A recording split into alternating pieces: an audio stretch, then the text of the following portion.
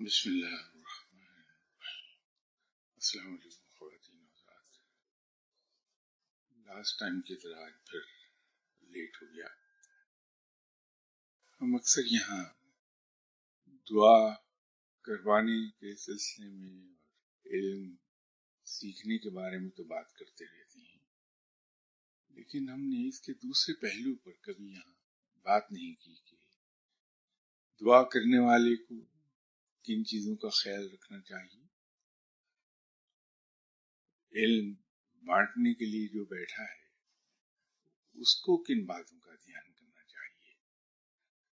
تو یہ زیادتی ہے اگر ہم اس پہلو پر بھی بات نہ کریں۔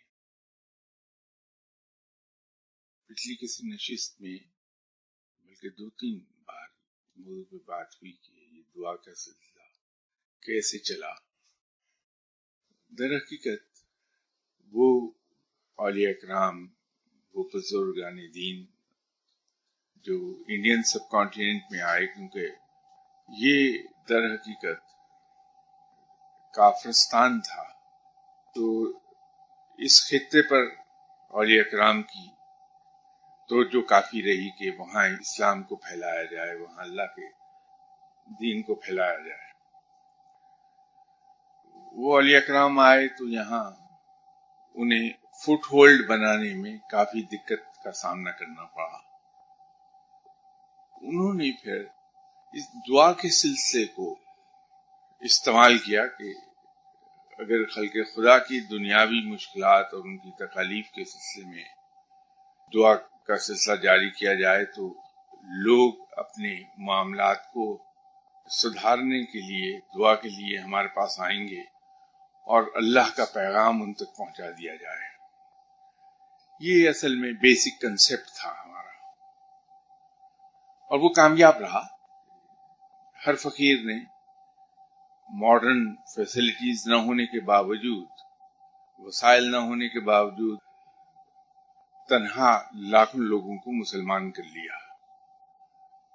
اس کے بعد بھی دعا کے سلسلے کو استعمال کیا ہے بزرگان دین نے، لیکن اسلام کے یہاں پھیل جانے کے بعد اس کے مقاصد تھوڑے سے تبدیل ہو گئے۔ بنیادی مقصد تو یہی رہا کہ جس طرح سے کوئی تماشا دکھانے والا یا کوئی مزاری ڈگڈگی بجا کر لوگوں کو اپنی طرف متوجہ کرتا ہے، اور لوگ جب اس کے ارد گرد آ کے جمع ہو جاتے ہیں تو پھر وہ اپنا پیغام ان لوگوں تک پہنچا دیتا ہے۔ تو اسی تکنیک کو اولیاء کرام نے اب بھی یوز کرتے ہیں کہ لوگ دعا کے لیے ان کے پاس آتے ہیں، وہ اللہ کا پیغام ان تک پہنچا دیتے ہیں۔ اگر ڈائریکٹلی پیغام دیا جائے تو شاید کوئی اس پر کان نہیں دھرے گا، اس لیے کہ انسانی فطرت میں ہے کہ نصیحتوں سے دور بھاگتا ہے۔ تو فقیر لوگ ایک طریقہ یہ استعمال کرتے ہیں کہ اگر میرے جیسا کوئی شخص کسی فقیر کے پاس چلا گیا، اس فقیر نے دیکھا کہ میں نہ نمازی ہوں، نہ میں قرآن پاک کی تلاوت کرتا ہوں، نہ میں روزے رکھتا ہوں، نہ کوئی اور اس طرح کے کوئی نیک کام کی طرف جاتا ہوں، وہ ظاہر یہ کرے گا کہ اس نے میرے اس کام کو کرنے کے سلسلے میں ایک وظیفہ مجھے دے دیا کہ آپ صبح کی نماز کے بعد یہ پڑھا کیجیے۔ در حقیقت وہ وظیفہ نہیں دے رہا ہے مجھے، وہ بلکہ وہ مجھے عادی کر رہا ہے کہ میں نماز کے لیے اٹھ جاؤں، کیونکہ میں اپنی غرض کا مارا ہوں، تو میں فجر کی نماز کے لیے اٹھوں گا کہ میں نے یہ وظیفہ پڑھنا ہے تاکہ یہ میرا دنیاوی مقصد حل ہو جائے۔ تو وہ یہ کہہ دیں گے کہ جب تک آپ کا یہ مسئلہ حل نہ ہو آپ یہ وظیفہ پڑھتے رہیے فجر کی نماز کے بعد۔ اب میں پڑھنے پہ جت جاؤں گا، نتیجہ یہ ہوگا کہ میں کم سے کم فجر کی نماز کا عادی ہو جاؤں گا، اور جب وہ مسئلہ حل نہیں ہوگا تو میں دوبارہ جاؤں گا اس فقیر کے پاس، تو وہ کہیں گے کہ بھائی اسے حل ہو جانا چاہیے تھا، لیکن خدا معلوم اللہ کی اس میں کیا رضا ہے، تو آپ ایسا کر لیجئے یہ وظیفہ اب آپ عشاء کی نماز کے بعد پڑھنا شروع کر دیجئے۔ تو اب وہ یوں ایک وظیفہ انہوں نے مجھے پڑھنے پہ لگا دیا فجر کی نماز پہ، اور ایک وظیفہ لگا دیا عشاء کی نماز پہ. تو یوں رفتہ رفتہ رب کی طرف وہ مجھے راغب کر لیں گے. قرآن پاک کی تلاوت کا کہہ دیں گے کہ اچھا آپ کے راستے میں رکاوٹیں بڑی آتی ہیں تو اس کا آسان حل یہ ہے کہ ہر نماز کے بعد قرآن پڑھیے، رکاوٹیں دور ہو جائیں گی. یہ در حقیقت ایک طریقہ ہے خلق خدا کو رب کی طرف راغب کرنے کا. ورنہ دعا تو وہ کر دیتا ہے ویسے ہی فقیر اللہ کے حضور کے، یا باری تعالیٰ تیرا یہ بندہ ہے جو میرے پاس امید لے کے آیا ہے کہ میں تیرے حضور دعا کروں گا تو اس کا مسئلہ حل کر دے گا، مہربانی فرما دے، تو اپنے اس بندے پر کرم کر دے، اس کا مسئلہ حل کر دے. وہ دعا تو دل میں ایک لمحے میں کر دیتا ہے، لیکن وہ لگائے گا اس راہ پہ لوگوں کو. تو رب رحیم و کریم ہے، دعائیں سن لیتا ہے، کام ہو جاتا ہے اگلے کا. اسی طرح بیمار لوگ آ جاتے ہیں کہ دم کر دیجئے، یہ کر دیجئے، وہ کر دیجئے. اب جو دعا کرنے والا ہے اس شخص کو بڑا محتاط رہنا پڑتا ہے کہ اگر اللہ تعالیٰ نے کسی پر یہ کرم کر دیا کہ اس مقام پر آ گیا کہ وہ کسی کے لیے دعا کر سکے، یا خلق خدا اس کے پاس امید لے کر آنے لگی ہے، تو یہاں دعا کرنے والے کا مقصد یہ نہیں ہونا چاہیے کہ یہ آنے والے کا مسئلہ حل ہو جائے، بلکہ اس کا مقصد یہ ہونا چاہیے کہ میں اس کو رب کی طرف راغب کر دوں. جذبہ یہ ہونا چاہیے. تو انسان جو اس کے پاس آیا ہے وہ اسے اس انداز میں ہینڈل کرے کہ اس کے پاس آنے والا رب کی طرف راغب ہو جائے. اسی طرح لوگ آ جاتے ہیں دعا کرنے والوں کے پاس کہ صاحب میں بیمار ہوں، مجھے دم کر دیجئے. اب یہ فرض ہے اس آدمی کا جو دعا والی جگہ پر بیٹھا ہے کہ آنے والے کو سیدھی راہ دکھائے، ورنہ وہ اللہ کے سامنے جواب دہ ہوگا اس بات کا کہ میری مخلوق تمہیں بڑا سمجھ کے تمہارے پاس آتی تھی، تم نے اس سے صحیح راستہ کیوں نہیں دکھایا. یہ آنسریبل ہوگا وہ. تو جو آدمی بیماری لے کر آیا ہے کہ دم کر دے میں ٹھیک ہو جاؤں، دعا کرنے والے کا فرض یہ ہے کہ اس حدیث کو فالو کرنے پہ مجبور کرے اس آدمی کو کہ آپ صلی اللہ علیہ وسلم نے یہ حکم دیا کہ جب تم بیمار ہو تو اپنا علاج کراؤ، نہ کہ دعا کے لیے بیٹھنے والا اس آدمی کو دم درود کی طرف راغب کر لے کہ یہ بے عملی کی راہ ہے. اس آدمی کو اس کے لیے جواب دہ ہونا پڑے گا رب کے سامنے. دعا کرنے والے کو چاہیے یہ کہ جو لوگ اس کے پاس دم درود کے لیے آ رہے ہیں وہ ان کو بتائے کہ دیکھو بھائی، اللہ کے سامنے دعا کرنے کے اللہ کے کلام میں بہت اثر ہے، تاثیر ہے، شفا دینے والا رب ہے، لیکن ہمیں رب تعالیٰ کے احکامات پر عمل کرنا ہے. ہمیں رب اور اس کے رسول صلی اللہ علیہ وسلم کی فرمائی ہوئی بات پر عمل کرنا ہے. تو آپ صلی اللہ علیہ وآلہ وسلم کا فرمان یہ ہے کہ جب ہم بیمار ہوں تو ہم اپنا علاج کرائیں. تو تم اس حکم کی تعمیل کرو، اپنا علاج کراؤ. تو اگر اس بات کے بغیر گزارا نہیں تمہارا ہوتا کہ کسی سے پھونکی مروائی جائے تو بھائی وہ دوائیاں میرے پاس لے آؤ، میں انہیں دم کر دیتا ہوں. اسی طرح لوگ آتے ہیں دعا کرانے والے کے پاس تو پہلا جملہ جو کہتے ہیں وہ یہ کہتے ہیں کہ ہم بڑے پریشان ہیں. یہ پہلا جملہ ہوتا ہے، اوپننگ سینٹنس یہ ہے. اور اس کے بعد لوگ کہتے ہیں جی ہمارا کوئی کام نہیں ہوتا. اب اگر دعا کرنے والے انسان نے ان کو یہ کہہ دیا کہ کوئی بات نہیں، میں دعا کروں گا تمہارا کام ہو جائے گا، قطعی طور پر غلط. اس لیے کہ وہ پھر انسان کو اپنی طرف لے جا رہا ہے. اگر دعا کرنے والا دعا کرانے والے کو یہ سمجھا دے کہ بھائی یہ زندگی ہے، یہ عالم الاسباب ہے، رب تعالیٰ اس پوری کائنات کو جس میں ہماری یہ دنیا بھی شامل ہے لگے بندے اصولوں کے تحت چلا رہا ہے، اور وہ اس نے مختصراً قرآن پاک میں بیان کر دیے ہیں اصول، اور ان کو ایلیبوریٹ کر دیا ہے آپ صلی اللہ علیہ وسلم نے سنت کے ذریعے اور حدیث کے ذریعے. جو شخص بھی اس دنیا میں رہ رہا ہے اسے مشکلات کا سامنا کرنا پڑے گا، رکاوٹ آئے گی، اس لیے کہ زندگی نام ہے حرکت کا، اور جہاں حرکت ہوگی وہاں ریزسٹنس بھی ہوگی اور وہاں حدت بھی پیدا ہوگی، دونوں باتیں ہوں گی. تو ہماری زندگی چونکہ ایک موونگ چیز ہے تو رکاوٹیں آتی ہیں، یہ فرکشن ہے، اور جو سختیاں آتی ہیں وہ حدت ہے کہ دو پارٹ اگر چل رہے ہیں اس طرح تو وہاں فرکشن بھی ہے اور وہاں ہیٹ بھی جنریٹ ہوتی ہے. اب یہ انسان کی عقل مندی ہے کہ جو ہیٹ اس طرح رگڑ سے پیدا ہو رہی ہے فرکشن سے، اس کو اریسٹ کر کے اپنے فائدے کے لیے استعمال کر لے. تو یہ اگر ہم بیان اس کو کر دیں اور اس کو یاد دلائیں کہ ہمارے ایمان کا حصہ ہے کہ ہر کام اپنے وقت مقررہ پر ہوتا ہے، ہر کام کے ہونے کا ایک وقت مقرر ہے، تو یہ جو ہم بلائے پھر رہے ہیں کہ میرا کام نہیں ہو رہا، یہ دو چیزیں ہیں. ایک تو بے صبری ہے جو رب کو پسند نہیں ہے، اور دوسرا یہ رب کا گلہ ہے کہ میں بڑا پریشان ہوں، رب کی حکومت میں پریشان ہوں، تو یہ کس کا گلہ کر رہا ہوں میں؟ اگر صبح سے شام تک میرا رب میرے 1000 کام کر رہا ہے، اس کی رحمت کے صدقے میرے 1000 کام ہو گئے، جو کہ ہوتے ہیں، ہر ایک کے ہوتے ہیں، اور کہیں ایک کام اٹک گیا زندگی کا، تو ہم لوگوں کے پاس دوڑے دوڑے جاتے ہیں کہ میرا یہ کام نہیں ہو رہا، تو یہ اللہ کا شکوہ بیان نہیں کر رہے تو کیا کر رہے ہیں؟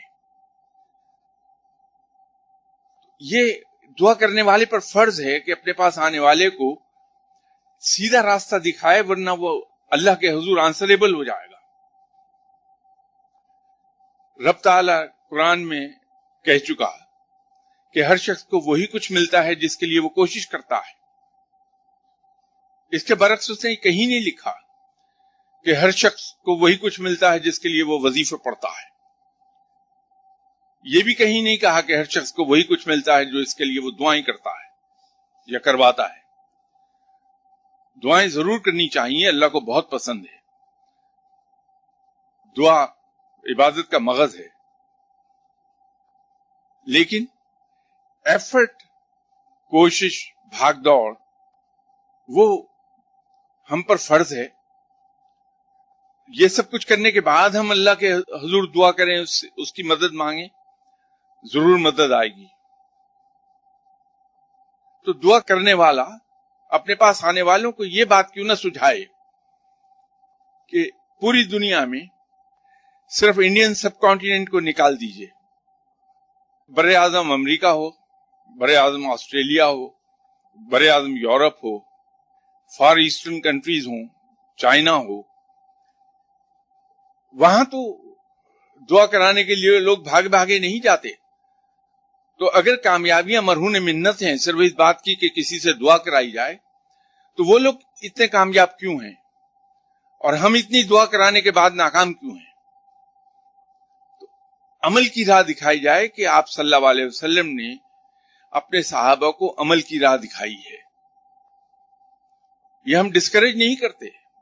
اگر ہم کسی کو یہ کہیں کہ عمل کی راہ پکڑو، پوری کوشش کرو ہمت سے، اور پھر اللہ کے حضور دعا کرو، تو نتائج بڑے اچھے ہوں گے.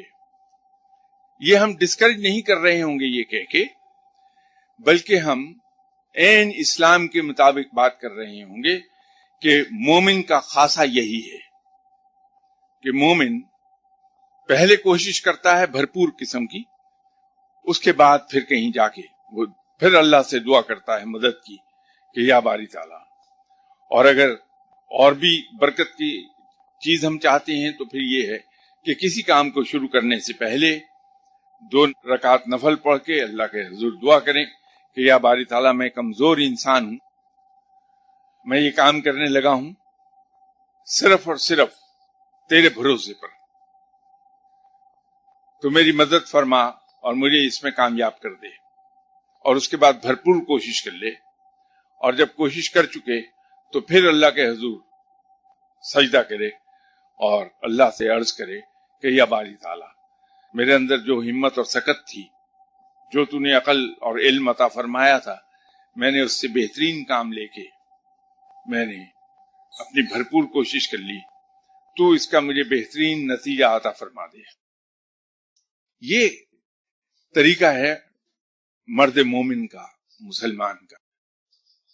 تو دعا کرنے کے لیے جو شخص بیٹھا ہے، اصل میں ایک بہت بڑی ذمہ داری اس نے قبول کی ہے۔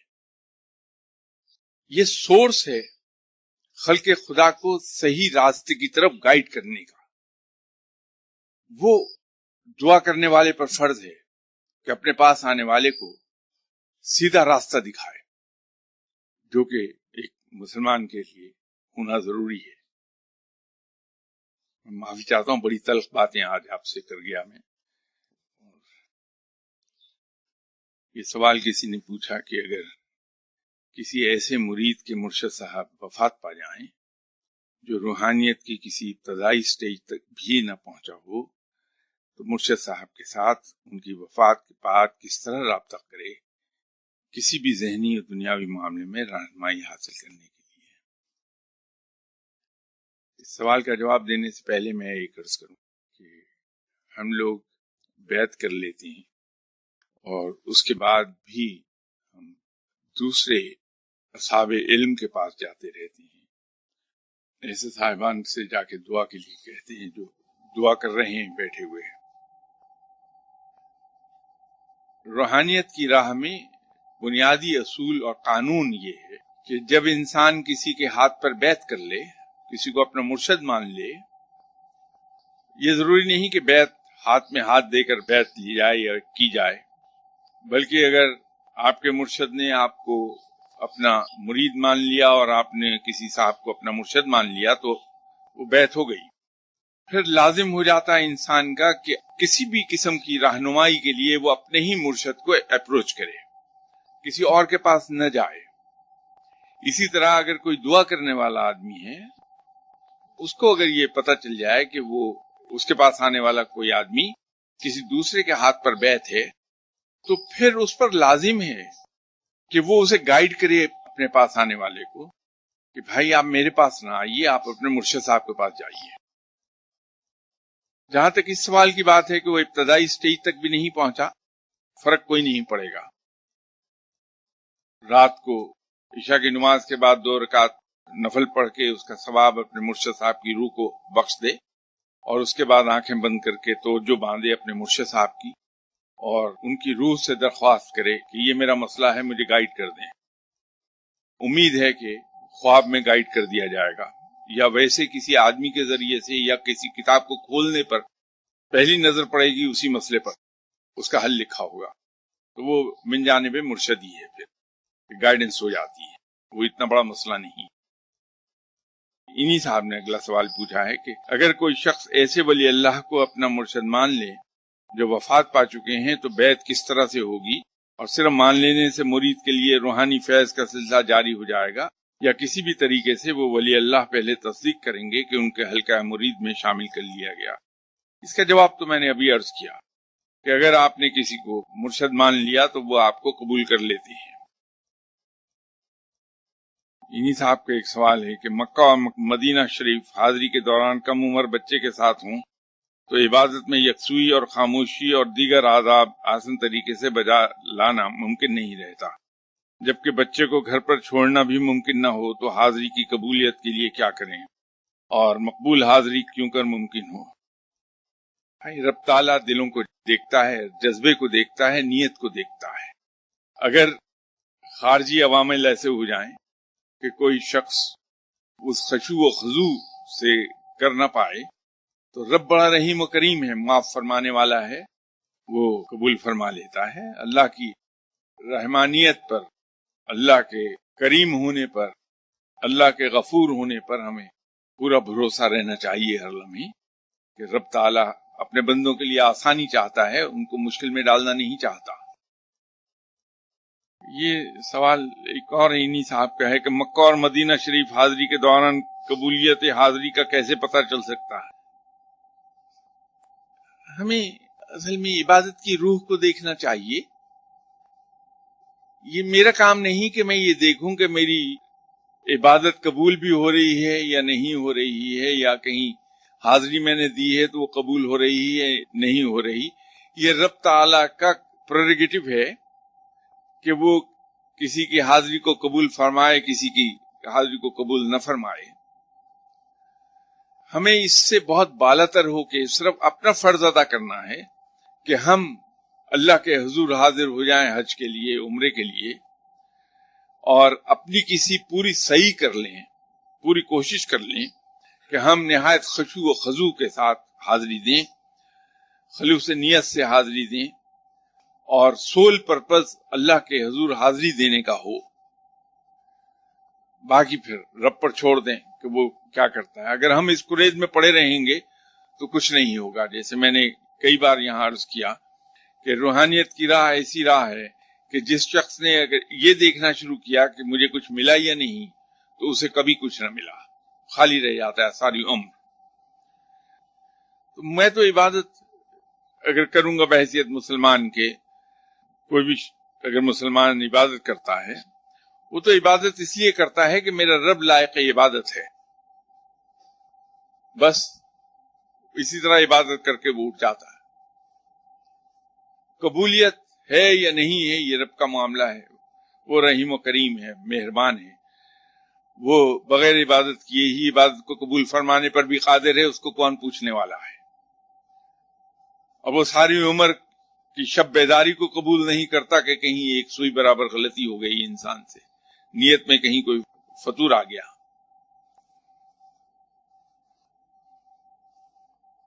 کسی صاحب نے سوال یہ پوچھا کہ بعض اوقات ایک ولی اللہ اپنے پاس آنے والے کچھ لوگوں کو پہلے دن ہی کوئی پڑھائی دے دیتے ہیں، اور کچھ کو سالوں گزر جانے کے باوجود بھی کچھ پڑھنے کے لیے نہیں دیتے.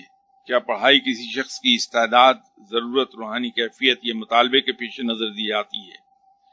جن کو کچھ پڑھنے کے لیے نہیں دیا جاتا، کیا ان میں اسے سنبھالنے کی استعداد نہیں ہوتی، یا مرشد اپنے اس مرید کا بالخصوص دھیان رکھ رہے ہوتے ہیں؟ اگر مرد کامل کے پاس انسان گیا ہے اور اس نیت سے گیا کہ مجھے علم چاہیے، تو وہ مرد کامل صرف نیت دیکھتا ہے کہ یہ اس کے دل میں کیا ہے جو میرے پاس آیا. منہ سے نہیں بولے گا، وہ کبھی ظاہر نہیں کرے گا کہ میں دلوں کو پڑھ رہا ہوں. اس آدمی کی نیت دیکھ کے تو پھر اس کو تولتا ہے کہ یہ کس وزن میں ہے، کہاں ہے. یہ بنیادی بات ہے نیکی کی، اور نیکی دو چیزوں پر مشتمل ہے. انسان رب کی عبادت کس طرح کرتا ہے اور رب کی مخلوق کے ساتھ کیسے پیش آتا ہے. یہ میں آسان لفظوں میں کہہ رہا ہوں، اس پہ ان الفاظ پہ اعتراض ہو سکتا ہے کہ یہ الفاظ اس کو پوری طرح واضح نہیں کرتے، لیکن میں آپ کی سہولت کے لیے جتنے آسان ترین الفاظ ہو سکتے ہیں وہ استعمال کر رہا ہوں. ایک بندہ بہت درد کے ساتھ، بڑے شوق کے ساتھ، بڑے خلوص کے ساتھ اللہ کے حضور سجدہ ریز ہوتا ہے. اگر اپنی لا علمی یا کم علمی کی وجہ سے اس کے نماز پڑھنے میں کہیں کوئی کسر بھی رہ گئی تو رب تعالیٰ اس کی اس نیت کے بدولت معاف فرما دیتا ہے. اس کا مطلب یہ نہیں کہ اسے سیکھنا نہیں چاہیے. ہر انسان پر لازم ہے، مسلمان پر، کہ وہ شرعی مسائل جلد سے جلد سیکھ لے. لیکن کسی وجہ سے اگر کہیں کوئی کسر بھی رہ گئی تو رب تعالیٰ معاف فرمانے والا ہے، وہ قبول فرما لیتا ہے.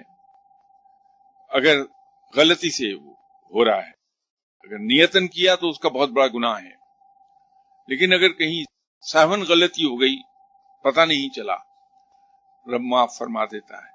لیکن وہ دلوں کو دیکھتا ہے، جذبے کو، اس اخلاص کو دیکھتا ہے. تو رب تعالیٰ ایسے بندے سے راضی ہوتا ہے جو اتنے شوق اور اتنے درد اور اتنی محبت کے ساتھ رب کی عبادت کرتا ہے. اور خلق خدا کے ساتھ اس کے رویے بہت اچھے ہیں. کہ اپنے آپ کو وہ تکلیف دے لیتا ہے لیکن دوسروں کے کام آ جاتا ہے. یہ چیز رب کو بڑی پسند ہے اور رب تعالیٰ اس کا انعام بخشتا ہے.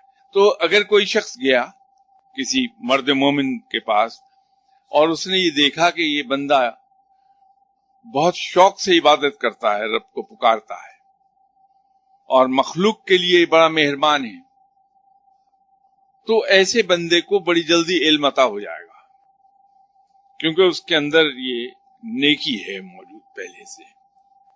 اور اگر کہیں میرے جیسا بندہ کسی مرد کامل کے پاس چلا گیا تو میری تو سیاہی دھونے میں ہی اس مرد کامل کو ایک لمبا عرصہ لگ جائے گا. جو من کی سیاہی ہے میری، اس کو دھوتے دھوتے شاید مرد کامل کو 30 سال گزر جائیں، 35 سال گزر جائیں، پھر کہیں جا کے وہ مجھے اس راہ پر لگائے کہ تم یہ کیا کرو. کیونکہ سب سے بڑا مشکل کام میرے جیسے انسان اگر میں جاؤں کسی کے پاس تو اس مرد کامل کے لیے سب سے بڑا مشکل کام یہ ہوگا کہ مجھے خلق خدا کے لیے مہربان کر سکے کسی طرح. اسی میں ایک زمانہ اسے بیت جائے گا، عبادات کی طرف مجھے راغب کر سکے. تو یہ جو ٹائم پیریڈ ہے اصل میں یہ اس سے کمنسریٹ کرتا ہے کہ انسان کی اندرونی باطنی کیفیات کیا ہیں.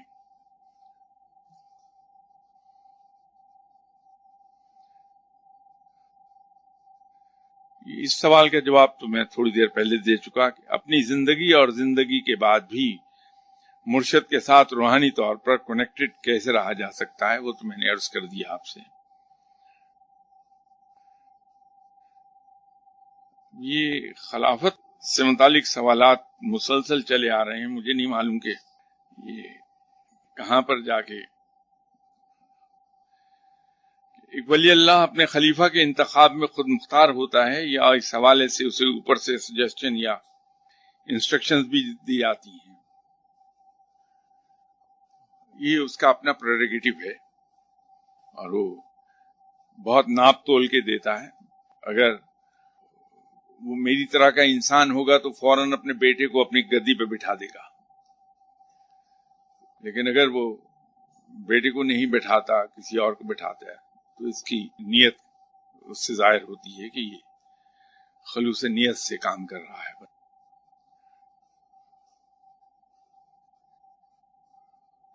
یہ ایک اور سوال ہے اور اس کا جواب تلوار کی دھار پر چلنے والی بات ہے کہ بعض اولیاء اکرام کہتے ہیں کہ اپنے مریدوں سے جب ہماری ضرورت ہو یا آپ مشکل میں ہوں تو 3 بار ہمارا نام لے کر ہمیں پکارنا، ہم متوجہ ہو جائیں گے.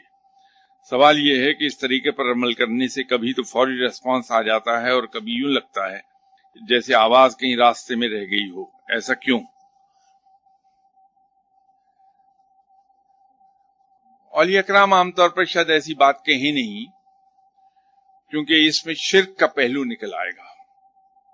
اولیاء اکرام عام طور پر احتیاط کر لیتے ہیں ایسی باتوں کی جس میں کہیں انڈائریکٹلی بھی شرک کا پہلو نکلتا ہو، اس لیے کہ مشکل کے وقت صرف رب کو پکارنا چاہیے، اس لیے کہ حاجت روا وہ ہے، ہمارا مرشد نہیں ہے. غیر اللہ کو پکارنا شرک ہے. پہلی بات تو یہ ہے. وہ ایک روحانی معاملات ہیں کہ جب ہم مرشد کی طرف متوجہ ہوتے ہیں تو ان کی روح آپ کی طرف متوجہ ہو جاتی ہے. تو وہاں اگر ہم نے یہ کہا کہ اللہ کے حضور دعا فرما دیجئے کہ اللہ تعالیٰ میری یہ مشکل آسان کر دے، عام طور پر وہ دعا پوری ہو جائے گی. اور جو لکھا ہے کہ کبھی ایسا نہیں ہوتا تو اس کی ایک سب سے بڑی وجہ یہ ہے کہ رب اپنے معاملے میں بڑا سینسیٹیو ہے. انسان خواہ کسی بھی مقام پر فائز کیوں نہ ہو، خواہ نبوت کے مقام پر فائز ہو جائے، تب بھی رہے گا اللہ کا محتاج بندہ، بندگی سے آگے نہیں جائے گا. تو اگر ایک انسان کی کہی ہوئی بات ہمیشہ پوری ہونی ہے تو خلق خدا تو بھٹکنا شروع ہو جائے گی کہ ہر آدمی اس کی طرف دوڑے گا. رب تعالیٰ اپنا آپ دکھاتا رہتا ہے کہ دیکھو مالک میں ہوں، قدرت میرے پاس ہے، اس کو تو میں نے قوت عطا کی ہے اور جب چاہوں میں یہ سے وڈرا کر لوں. تو اس سے مایوس نہیں ہونا چاہیے، بلکہ ہمیں یہ سمجھنا چاہیے کہ ہمارا مرشد بھی ہماری طرح کا انسان ہے، اس کے پاس کوئی قدرت نہیں ہے، قدرت صرف رب کے پاس ہے. یہ مالک رب ہے جو سوچتا ہے اور کام ہو جاتا ہے. تو ہمارے مرشد کو تو رب کے حضور ہی دعا کرنی ہے. تو آگے استحقاق رب کا ہے کہ وہ اسے قبول کرے یا نہ کرے. جن صاحب نے سوال پوچھا، لگتا کچھ میرے قبیلے کے آدمی ہیں، انہوں نے لکھ دیا کہ جو انسان مجھ جیسا نالائق، بے صلاحیت، بے عمل اور گناہگار ہو، کوئی دوسرا تو ملا مجھے اپنے جیسا، جسے روحانی فیض نہ لینا آتا ہو، نہ سنبھالنا، تو پھر بھی اللہ اور اللہ والوں کے قریب ہونے کا شوق ہو تو وہ کیا کرے؟ لوہے کئی قسم کے ہوتے ہیں، اور اگر پنجابی میں بات کریں تو وہ ایک دیگی لوہا ہوتا ہے، ایک کاربن سٹیل ہوتا ہے، مائل سٹیل ہوتا ہے. اس کی فارمیشن سب کی ڈیفرنٹ ہے. اس کے اندر سلیکون، کاربن پرسنٹیج، فیرولائز کی پرسنٹیج یہ ویری کرتی ہے، اس کے حساب سے اس کی قسم ڈٹرمن ہو جاتی ہے. کاسٹ آئرن ہوتا ہے جسے دیگی لوہا کہتے ہیں، کچھ میلیبل کاسٹ آئرن ہوتا ہے. ان کے سب کے خواص مختلف ہیں، یہ پھر کسی دن اس کو ڈسکس کریں گے. اگر ایک دیگی لوہا ہے اس کو میگنیٹ کے قریب رکھیں تو پرماننٹ میگنیٹ نہیں بنتا وہ. لیکن اگر وہ مائل سٹیل ہے تو میگنیٹ کے قریب، اگر مقناطیس کے قریب اسے رکھا تو وہ پرماننٹ میگنیٹ ہو جائے گا کچھ دیر کے بعد. لیکن میگنیٹ کے قریب رہنے سے مقناطیسی اثرات ضرور پیدا ہوتے ہیں، چاہے وہ وقتی کیوں نہ ہو.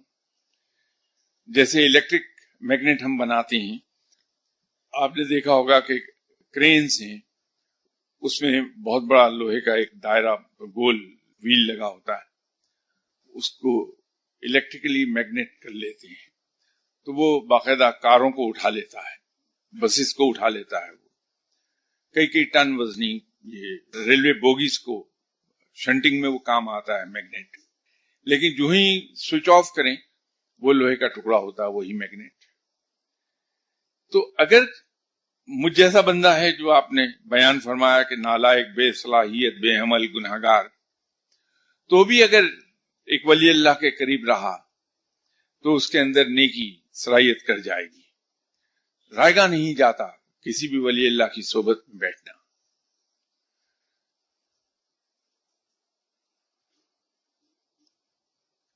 اگلا سوال انہی کا ہے کہ اگر کسی مرید میں اتنی استعداد، صلاحیت، قابلیت ہی نہ ہو کہ وہ آپ صلی اللہ علیہ وسلم کی دہلیز تک پہنچ سکے، تو کیا مرشد کامل کی توجہ اور عطا اس بے صلاحیت اور بے استعداد مرید کو آپ صلی اللہ علیہ وسلم کی دہلیز تک پہنچا سکتی ہے؟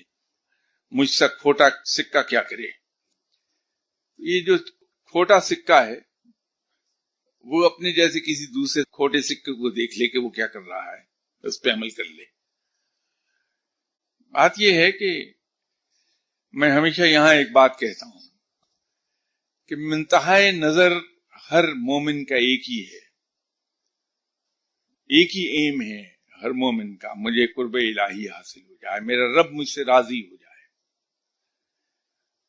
لیکن اس کا آسان ترین زینہ یہ ہے کہ بغیر کسی چیز کی طرف دھیان دیے صرف اور صرف اپنا تعلق اپنے شیخ تک محدود کر لے اور فنا فی الشیخ ہو جائے. تو نتیجہ یہ ہوگا کہ جب فنا فی الشیخ ہوگا تو اس میں شیخ کسی چیزیں آنی شروع ہو جائیں گی اور شیخ اس پر خصوصی توجہ دے گا، اور پھر وہ شیخ اسے حضرت علی کرم اللہ وجہہ کی دہلیز تک پہنچا دے گا. جب انسان فنا فی القلندر اعظم ہو جائے گا کہ جناب حضرت علی کرم اللہ وجہہ قلندر اعظم ہیں، وہ امام طریقت ہیں، جب فنا فی العلی ہو جائے، محبت میں ڈوب جائے حضرت علی کرم اللہ وجہہ کی، تو پھر وہاں سے وہ آپ صلی اللہ علیہ وسلم کی دہلیز تک پہنچا دیا جاتا ہے. تو جب فنا فی الرسول ہو جائے تو وہاں سے پھر وہ اللہ کی دہلیز تک پہنچا دیا جاتا ہے. تو جہاں صلاحیت نہیں ہے وہاں پھر یہ عشق کا جذبہ کام کر جائے گا شیخ کے عشق میں مبتلا ہوتا ہوا اس زینے کے ذریعے چلتے چلتے رب تک جا پہنچتا ہے. انشاءاللہ تعالی بخیر اگلے اتوار بشرط زندگی. السلام علیکم.